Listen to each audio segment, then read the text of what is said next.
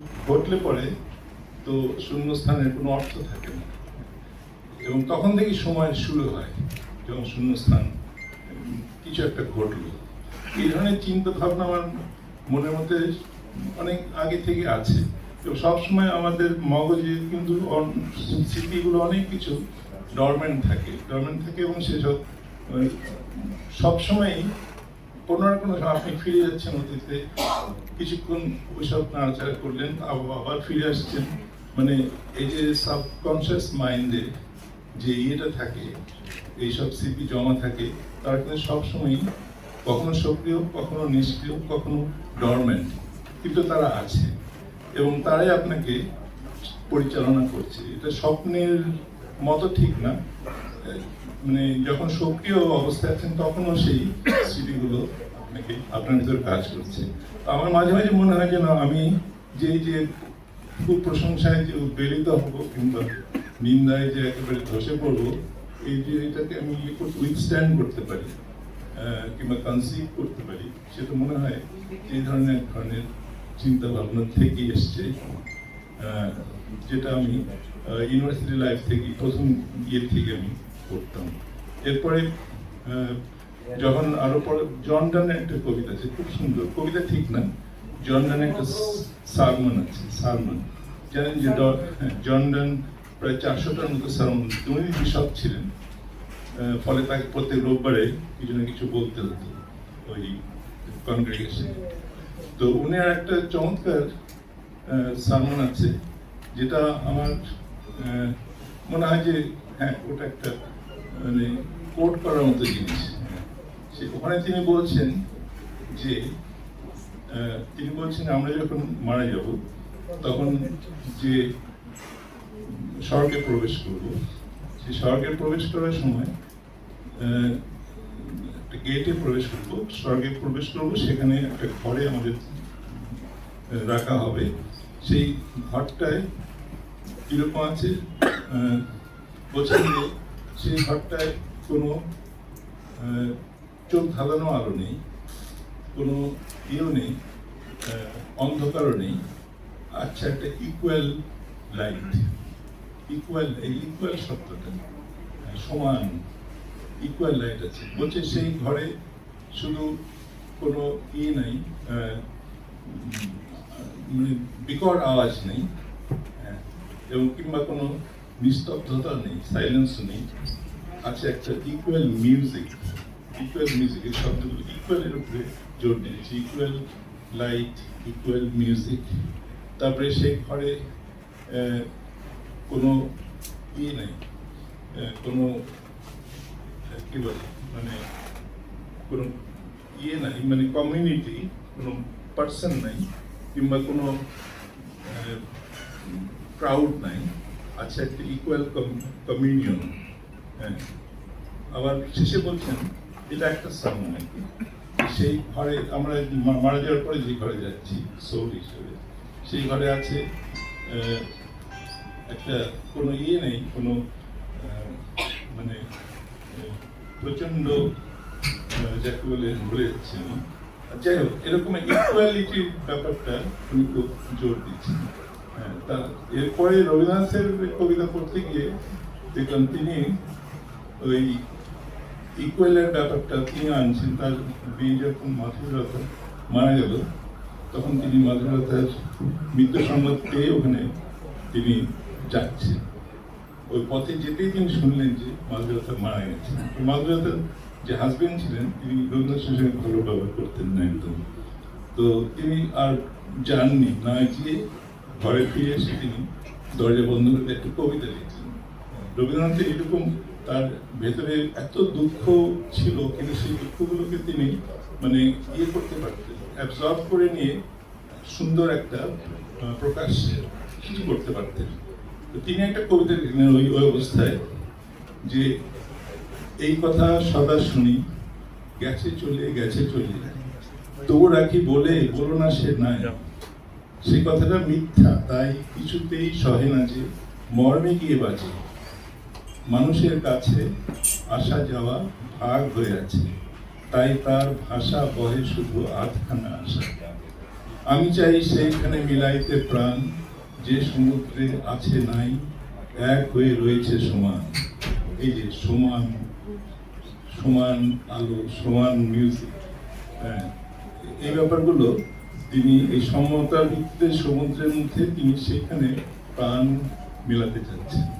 রবীন্দ্রনাথের এই কবিতা, গানের জনজানের ওই সারমন, এইগুলি আমার সবসময় ঘুরপাক খায় আর কি, হ্যাঁ, মগজে থাকে।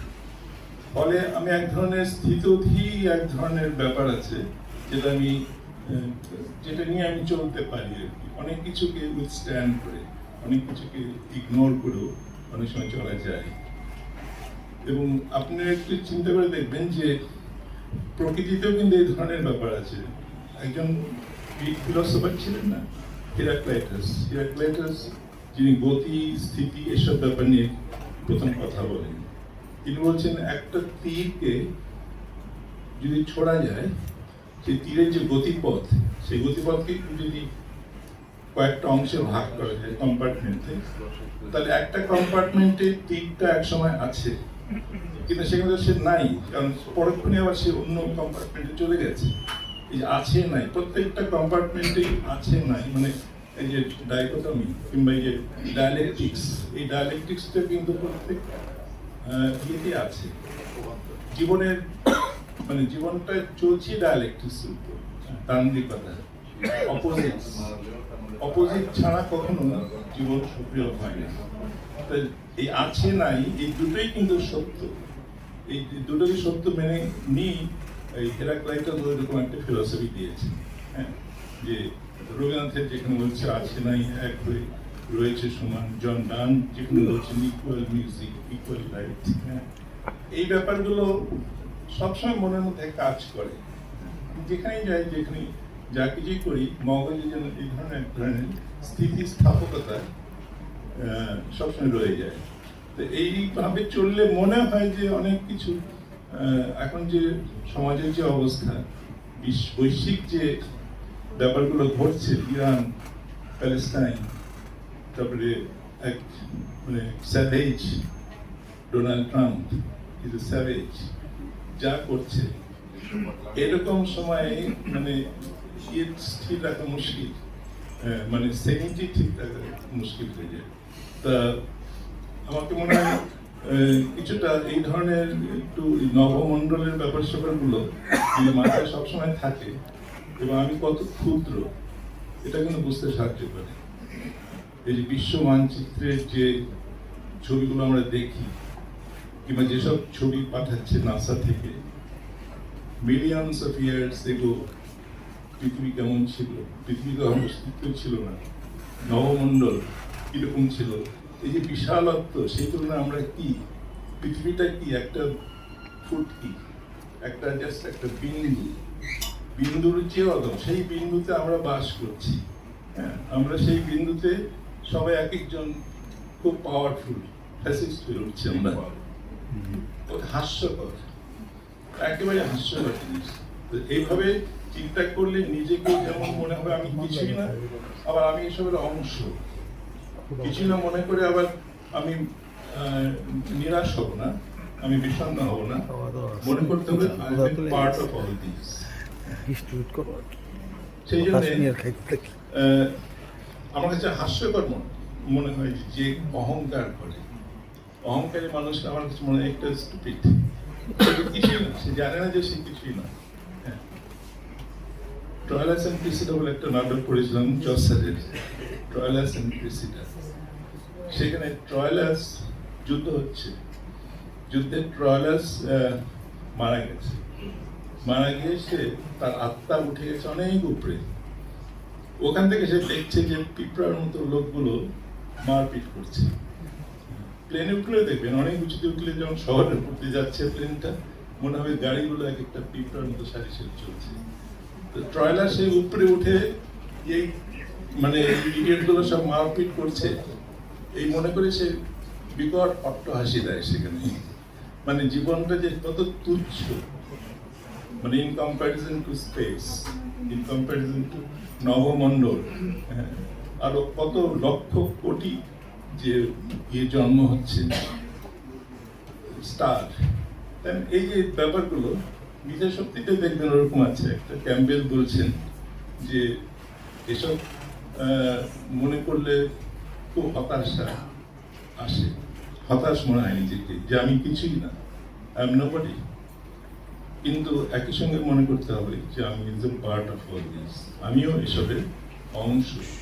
এই ধরনের ভাবে চিন্তা করলে দেখবেন আপনার মধ্যে কখনো অহংকার জিনিসটা সেভাবে আসার কথা না। সবসময় নিজেকে বিনয়ী এবং মানে আমি যে অতি ক্ষুদ্র একজন, এটা মনে রাখলে কিন্তু এই অহংকারটা আসবে না। রবীন্দ্রনাথের একটা গান আছে, রবীন্দ্রনাথ আমি পড়তে বলি সবাইকে, রবীন্দ্রনাথের গানগুলো পারলে পরে যত পারেন মুখস্থ করবেন। রবীন্দ্রনাথের একটা গানে আছে, সেটা আমার কাছে খুব মানে হিউমিলিটির কত চূড়ান্ত হতে পারে। ওই আসন তলে মাটির পরে লুটিয়ে রব, তোমার চরণ ধুলায় ধুলায় ধূসর হব। তারপরে আছে, আমি তোমার যাত্রী দলে রব পিছে, স্থান দিও গো তুমি আমার সবার নিচে। তারপর বলছে, প্রসাদ লাগি কতই লোকে আসে ধেয়ে, আমি কিছুই চাইবো না তো রইব চেয়ে, সবার শেষে যা বাকি রয় তাহাই লব। মানে মানে বিনয়ের কি চূড়ান্ত! এটাকে যদি আত্মস্থ করে চিন্তা ভাবনায় রাখা যায়, আমার মনে হয় তাহলে হয়তো একজন নিরহংকারী একজন ব্যক্তিতে পরিণত হওয়া সম্ভব। আমার এই ধরনের পড়াশোনা করার ফলে এক ধরনের আমার মধ্যে এক ধরনের প্রশান্তি, সবসময় এক ধরনের প্রশান্তি। এটাকে ক্যাম্বেল বলেছেন মিথ্যা শক্তিতে যদি পড়েন, পাওয়ার অফ মিথ, যে এটাকে to follow the path of piece, এটা হচ্ছে রকমের পথে চলা, আশীর্বাদের পথে চলা। আমরা সবাই যেন আশীর্বাদের পথে চলার চেষ্টা করি, এবং সেটাই হোক আমাদের জীবনযাপনের, উন্নত জীবনযাপনের একটা মাধ্যম। আপনাদের সবাইকে ধন্যবাদ। আমি নিজেকে খুবই ছোট মনে করছি এখানে, কারণ আমার জন্য এতজনই কষ্ট করে এতক্ষণ এত দূর থেকে এসছেন এবং বসে বসে কথা শুনছেন। তো আমার কিছু অস্বস্তি লাগছে, খারাপই লাগছে। তবু আপনাদের ধন্যবাদ যে আপনারা এসেছেন। ধন্যবাদ।